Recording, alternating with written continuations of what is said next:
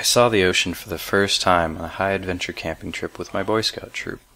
This trip was amazing because shortly after seeing the ocean for just the first time, I was doing so much more. Some of the things that I did at Florida Sea Base include swimming, kayaking, snorkeling, and fishing from both shore and in deep water from a boat. I don't think I could forget any of it if I tried, especially not the night that I got my scar. The majority of our trip was spent on an island called Big Munson. To get there, we split up into 2 different groups, and also had 2 different guides steering us along the way. This is because of the size of group we had. These boats were unlike any I had ever seen before. The only way I can find to describe them is that they were like 2 canoes strapped together for stability in the ocean waves. In my boat, I was given the job to sit at the front and drop anchor when needed. The way that I was instructed to drop anchor was to first jump out of the boat, and then grab the anchor from the boat and set it down in the water at my feet.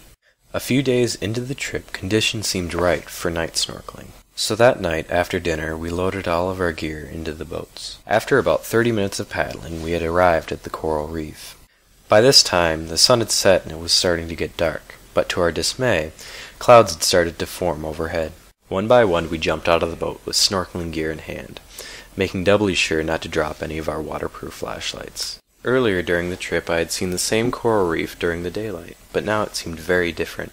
Many new fish had come out of their hiding places amongst the underwater plants, and the coral reef had begun changing the way it looked.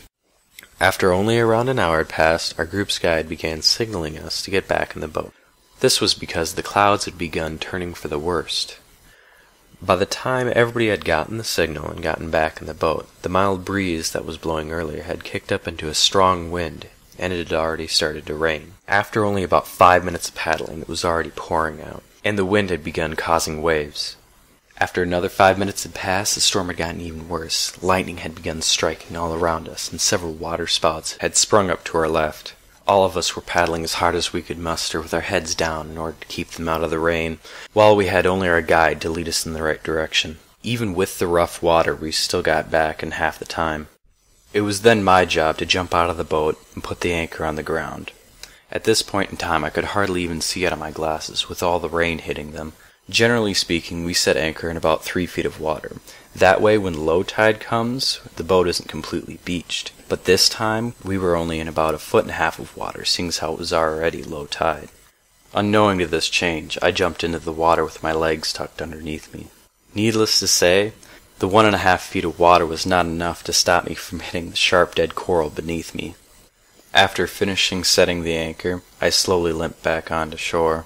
I then went to the staff tent on the island, where they administered first aid to the wound that I now had on my right leg. Looking back on the whole thing, I had a lot of fun doing a lot of things that I hadn't gotten to do before then. To this very day, I still have a scar on my right leg, but I kinda like having it there, because it makes for a good story.